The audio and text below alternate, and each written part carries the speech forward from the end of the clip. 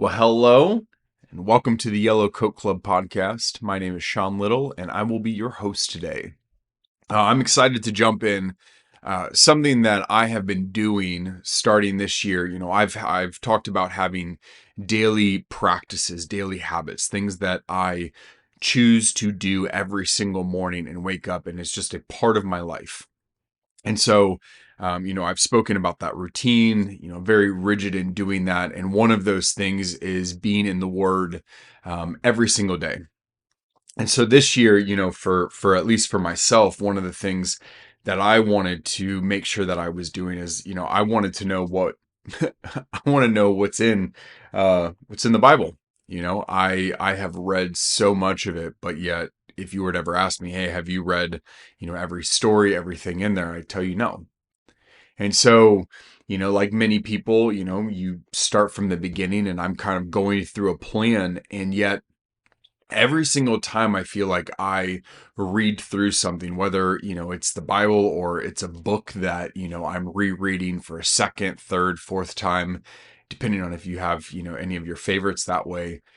Depending on where you're at in your life, you end up picking up different things. It's almost like watching a movie that you've seen 5 different times, but depending on how you are doing or things that you've learned in your life, words hit differently, scenes hit differently, things or thematics that you're getting from it. You're like, wow, it's really speak to me in this way. And so anyways, I say that because what I keep coming back to and something that I've seen in my life, as of recent, coming up a little bit more and more is this concept and ideas that I've talked about before, which is the stories that we tell ourselves.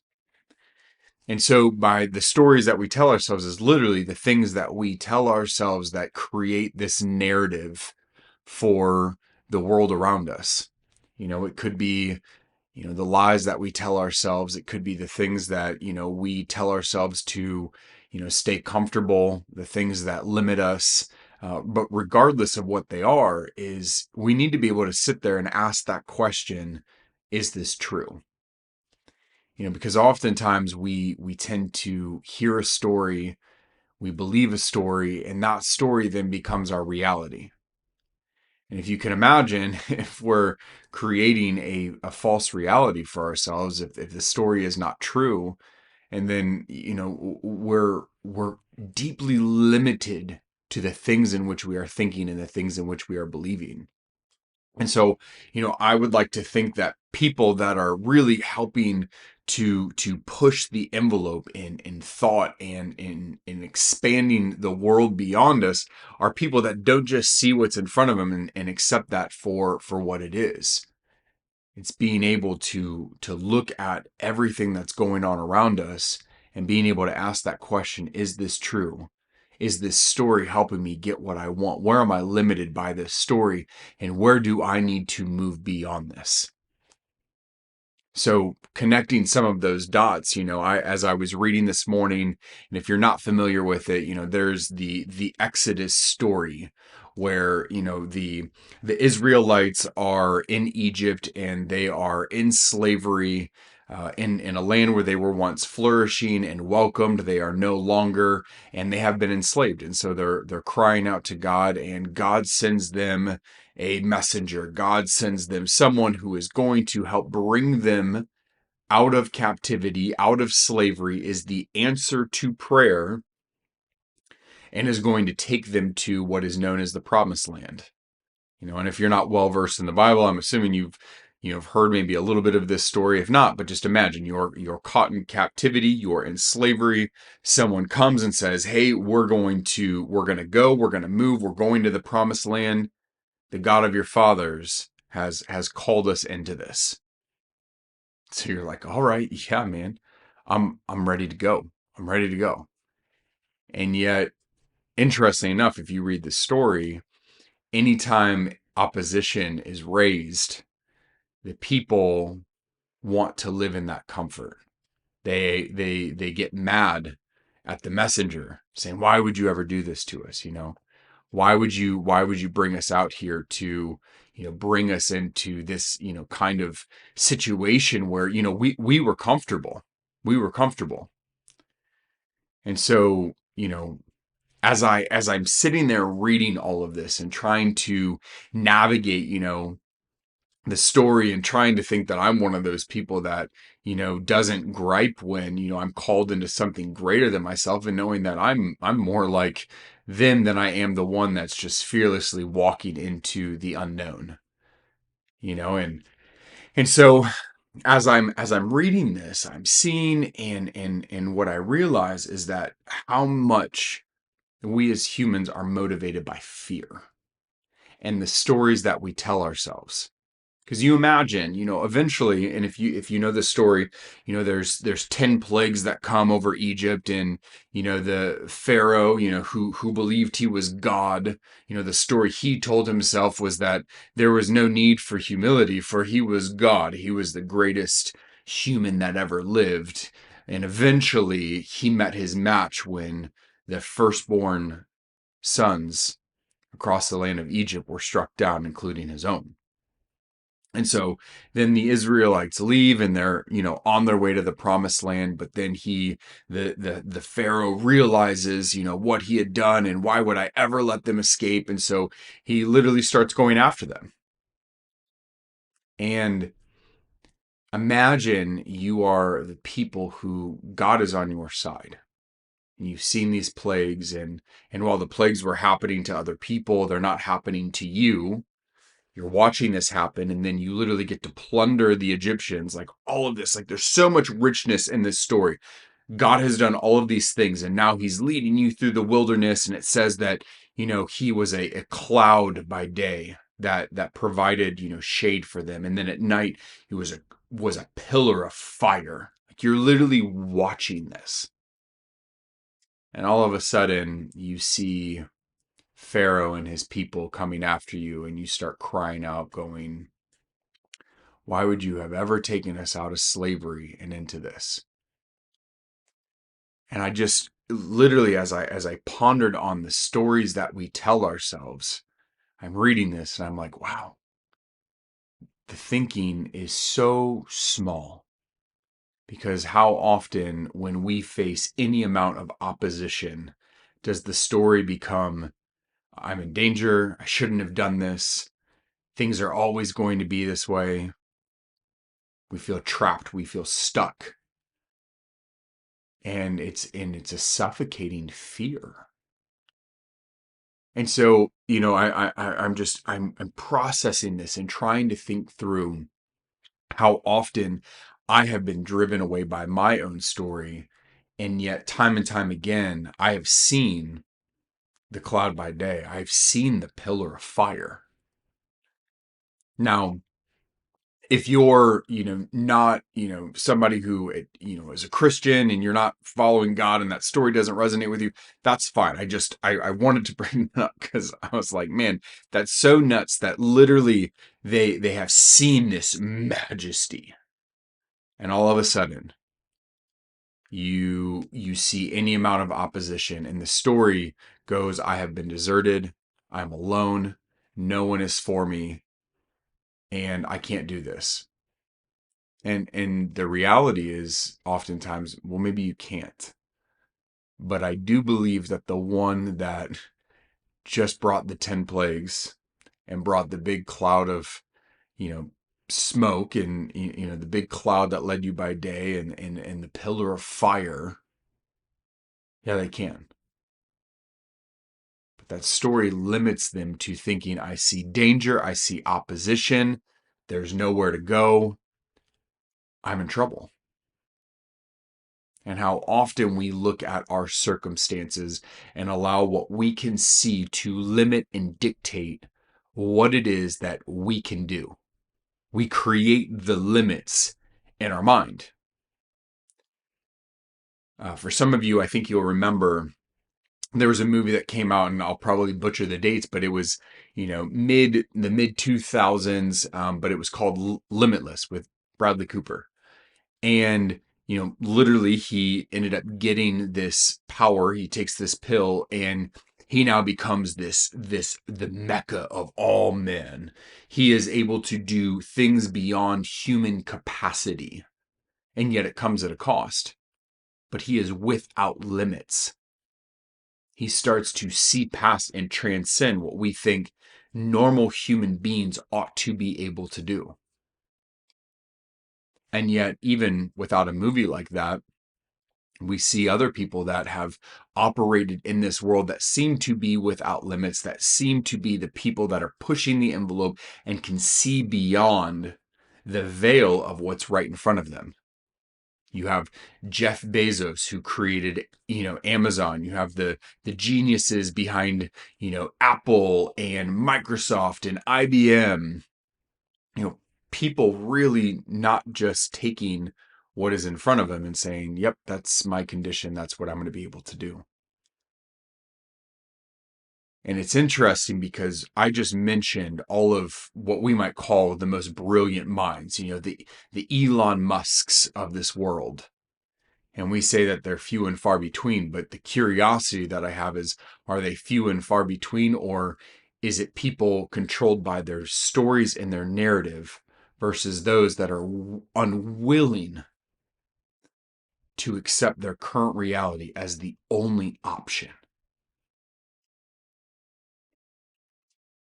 So, for instance, and this is, seems like a small thing, but I bet you can attest to it, or at least know somebody is that even the concept or the limiting structure of time. You know, we how many times have you heard that adage, there's not enough time? We look at the hands on a clock. We are obsessed. I happen to be one of those people. I get way too overwhelmed by time. And, one of my favorite things that I once heard from the, ultimate fitness, the man's man, Nick Bear, from Bear Performance Nutrition, but he talks about um, forward thinking and backwards planning. And I was like, with the moment I heard him talk about that, I was like, oh, I do that all the time, which is I have something that's, I'm going to do in a week, or I have something even that's due at 5 p.m. And now I'm going to reverse engineer my timelines to ensure that I hit that deliverable at that time when it is due. And my mind almost becomes obsessed with it, which is not, the most healthy thing in the world, but I'm very on time with a lot of things. I digress. The reason I bring that up is because so many people use time as the limiting factor of not to what can I achieve or what can I do, but as the thing that tells them what they can't do. I think it's really funny. I've coached some young men in my life, and I've been coached myself through the brotherhood and movement of Warrior Week. And one of the things that we've talked about is the limits that we place on ourselves, but also just going realizing and looking at in life what is important to you. And so words have meaning. you know we need to become a people who do the things that we say we're going to do. Now, with that is also looking at what are the stories we're telling ourselves. And one of the stories that we tend to find that we say often is, I don't have enough time. There's not enough time. And it's interesting because for not everyone, but for a lot of people, I bet if we were to really do and navigate where we spend our time, we might find that that story just might not be true. And that story, in fact, is the limiting factor in leading us to live the life that is far beyond what we can see today. So you imagine, as I opened with the story, the Exodus story, and we see what's coming at, they see what's coming at them, and they start freaking out and literally begging to be back in slavery. Mask that with where we are today, and us wanting to get ahead, but living in a culture where we want the quick fix so much versus looking at our lives and going, what do I need to do in order to think and think beyond what I can see in front of me? Because if we're always going to be limited by the things that we see in front of us, then our world will continue to stay small. It will be small. And so one of the things that I think about, I remember talking to somebody and bringing some of this together is just this integrity about us saying, hey, not only am I going to do the things that I said that I'm going to do, but also what is my life speaking about me and how I spend my time. So many of us want to live a life that is full of abundance, that is, pursuing greatness. And yet, we want the life of other people, but we don't want the sacrifice that they had to make in order to get to where they are today. Because for so many people, yes, there are people who grew up in silver spoon in hand, but the people that we see often through blood, sweat, and tears, they made it where they are, and they did not make it there just by idly sitting by. But it was looking at time and going, how am I going to work alongside this? How am I going to transcend and look beyond what I can see today?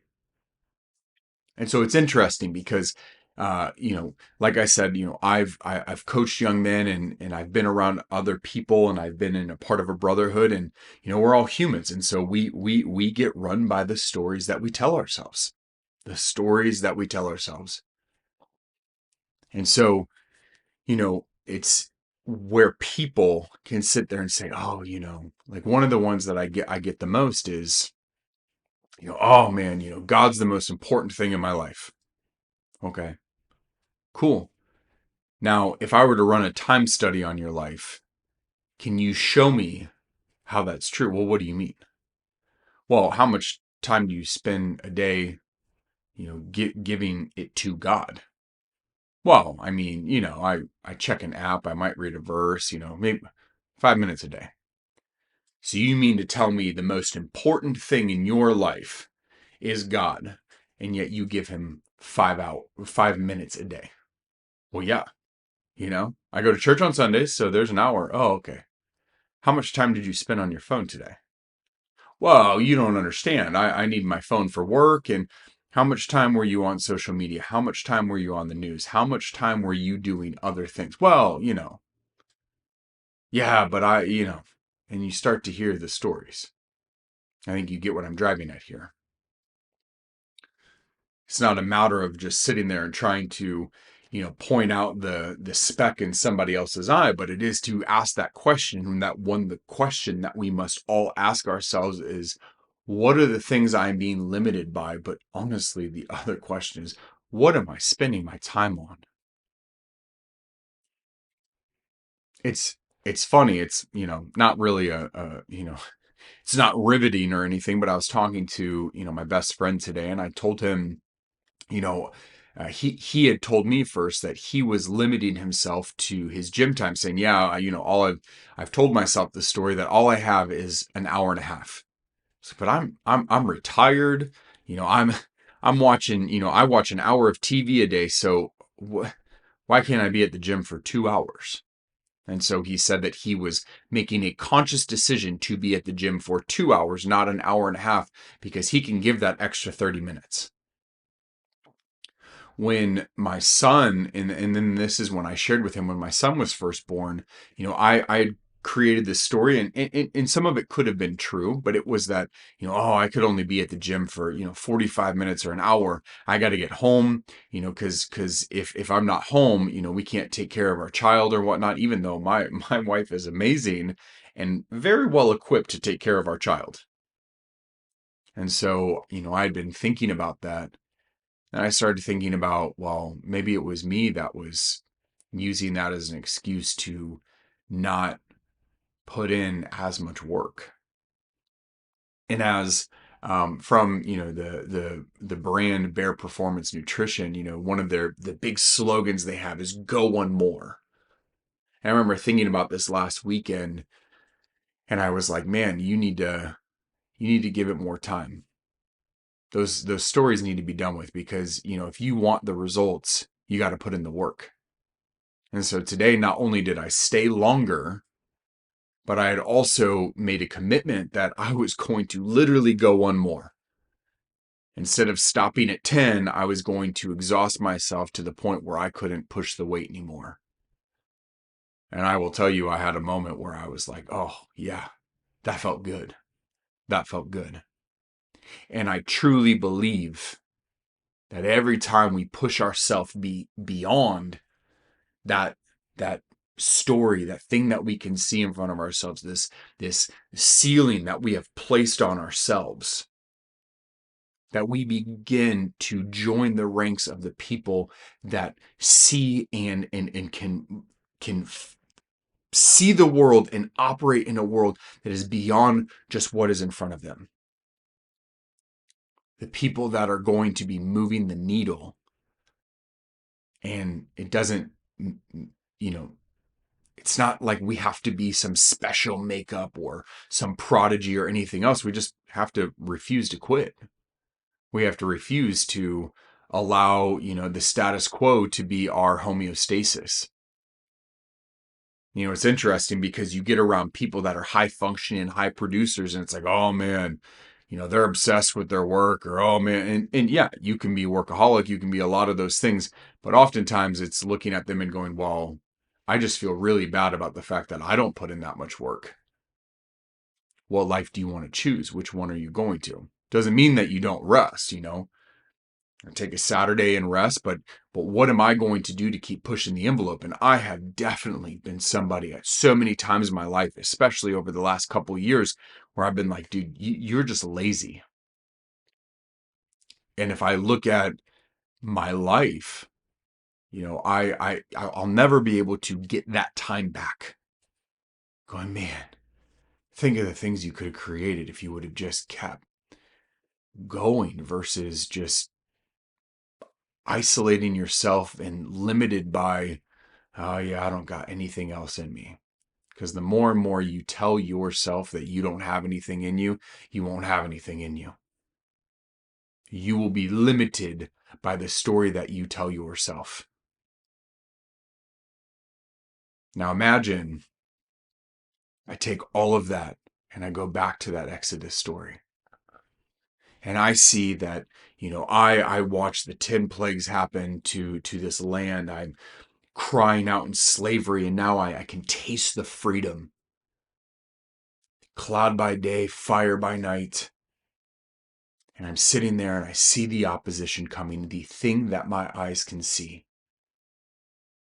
And yet, that belief and that faith that I have in going, yeah, and yet I am covered by the one who is not limited by time, is not limited by size or capacity or genius or anything like that, but literally the one of abundance, the only limitless. What would it look like to follow and to find myself amongst the ranks of people going, yeah, what could be? At work, it was actually a year, maybe 2 years ago. Our my CEO at Phoenix Rescue Mission, he came in. He was like, "Hey, man, I went to this conference." He was like, "Man, it was really cool. I got to tell you about this presentation somebody put on." I was like, okay. So he starts telling me about this presentation, and it was like the different levels of, people. And I don't know if it was like necessarily their work ethic, but it was, people and their levels of performance. And you had low performing, you had performing, you had high performing, and then they had something called meta performing. And I loved the distinction between high performing and meta. You get low performing. Low performing, you're showing up, maybe you're checking boxes. You're a low performer. Performer is you show up, you sit in your chair, you get your merit-based raise, You know, you don't get fired, you might not get promoted. Maybe over time you'll get promoted because you believe, well, I've been here for 30 years, so I should be elevated. And then we all know the high performers. And in our minds, often we think, oh man, the high performer, that's what we shoot for. We want to be the high performer. Of course we want to be the high performer. Why wouldn't we want to be the high performer? And yet that's not the highest.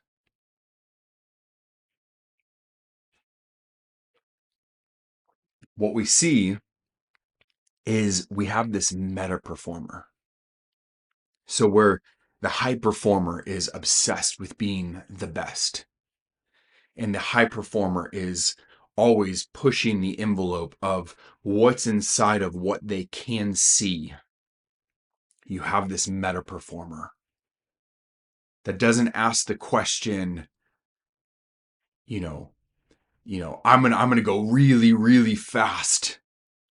They're asking the question, how fast can I go? Not asking the question, what's the highest level I can achieve? But pushing beyond that limit and going, what's beyond that?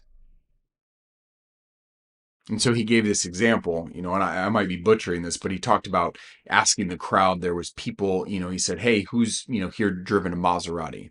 Like, okay, well, how fast did you go? Oh man, I went really fast. Well, how fast did you go? I went like 130 miles an hour. Okay. Do you know how fast a Maserati can go? No. And the speaker said something like 270 miles per hour. Now, whether I know that to be true, I don't. But there is a difference between I went really fast versus going, if I just keep pressing this, am I just going to keep going fast? What happens when I go beyond that limit? Which brings us back to the original question is, what stories are you telling yourself today? And what inside of you or outside of you, it could be external, could be internal, where has that limited you? Because if we want to live this life that we dream of, if we want to step into our own becoming and becoming the person that God created us to be, well, it wasn't to live small. It wasn't to live in a stagnant life. Because if you read that Exodus story, the next thing that God does is he literally parts the Red Sea and says, walk across. I mean, it says he created a wall of water on the left side and to the right. And then as they were passing through and, the Egyptians follow them, all of a sudden the water starts caving in on just the Egyptians, and yet they walk through to the other side unscathed. Because what they could see was, I have the Egyptians coming after me. I have this body of water right here. I'm trapped. I don't know what to do. And yet in our becoming, and us being able to look at the story and saying what is beyond the veil is one who can guide us far beyond we could possibly imagine or even dream. And the question is, are you going to believe the story that tells you, yeah, this is what life will only ever be for you? Oh, you're doing enough with your time. Yeah, you don't need to try any harder. Or we sit there and go, man, what would it look like to put my life in the hands of the one who is limitless and beyond the veil in which I can see? And now I know what some of you might be thinking. Oh man, I don't have 2 seconds to rub together. I'm so busy. I'm so busy. I have this thing and I have this thing and I have this thing. And we're moving from kids soccer practice to kids, violin practice. I don't know what practice. And I'm making dinner and I'm working this. And, I don't know what to do anymore. You could also go on the flip side and going, yeah, you're doing a lot. But are those the things that you have been called to do in order to step into that life that is far beyond what we can see.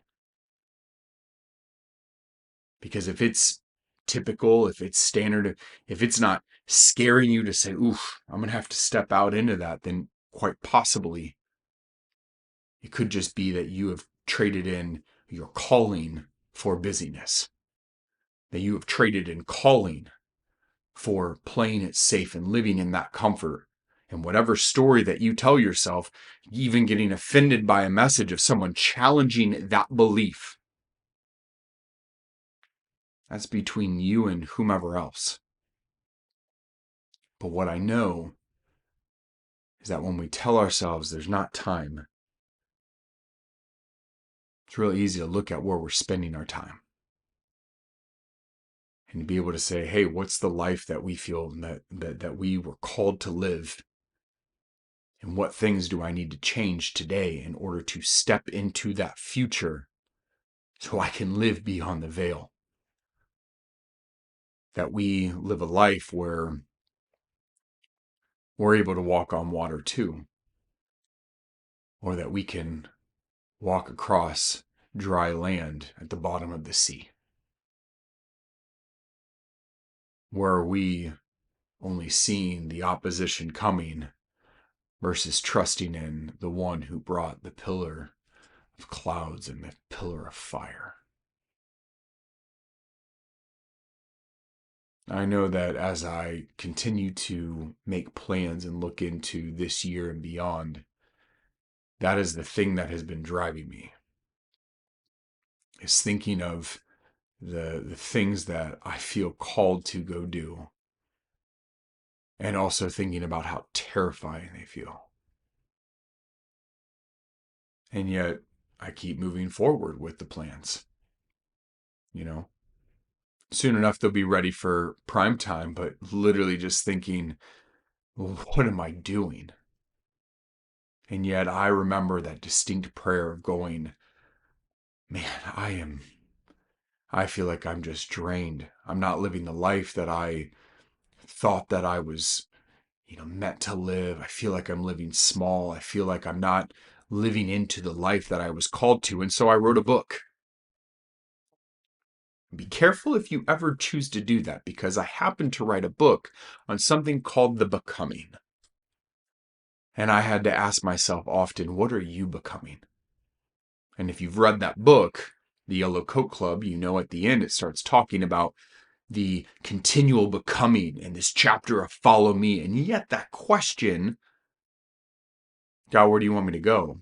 I'll follow you. That's not a one and done. That's not a one and done. That is what does it look like to pick up my cross daily? And what stories am I telling myself where I'm leaving that cross at the door?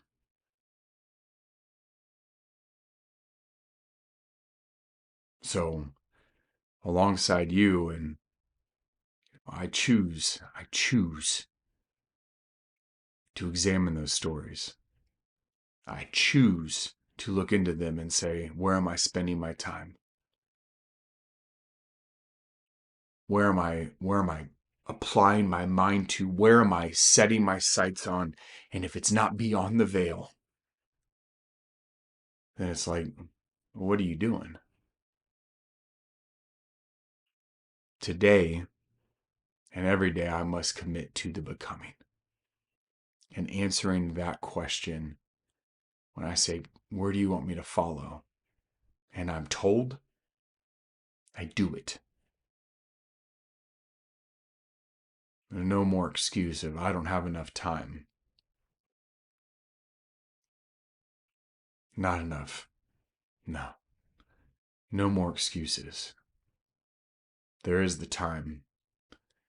We just need to make it an ally versus something that causes us to fear and to panic and to think all there is opposition, when really there's so much abundance and opportunity.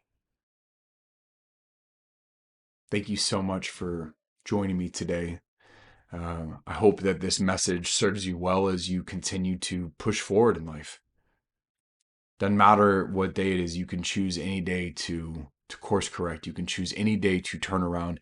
You can choose any day to start living a life that is far beyond what you can see today. And if you ever want to connect, I have my email available. I have a website, theyellowcoatclub.com. And I'm there, willing to connect. You can leave a comment. But until next time, I'll see you later. Thank you.